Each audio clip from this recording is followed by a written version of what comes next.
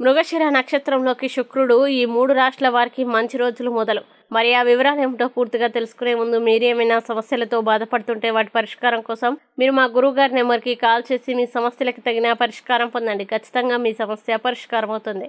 ఇక వివరాల్లోకి వెళ్తే శుక్రుడు మృగశిర నక్షత్రంలోకి ప్రవేశించడం వల్ల కొన్ని రాశులు ప్రయోజనం పొందుతాయి. అందులో ముందుగా మిథున రాశి. ఈ రాశి వారికి మానసిక ప్రశాంతత లభిస్తుంది. పనిలో అపారమైన విజయం ఉంటుంది.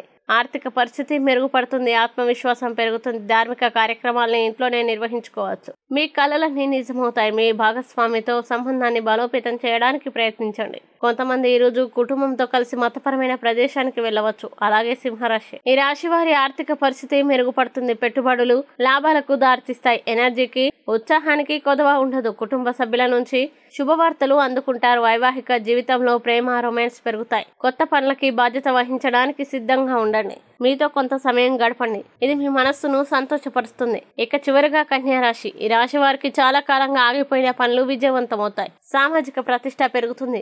ధన ప్రవాహానికి కొత్త మార్గాలు సుగమం అవుతాయి. సంపద పెరిగే అవకాశాలు ఉన్నాయి. పెట్టుబడులు మంచి రాబడిని ఇస్తాయి. వృత్తి జీవితంలో కృషికి ప్రశంసలు లభిస్తాయి.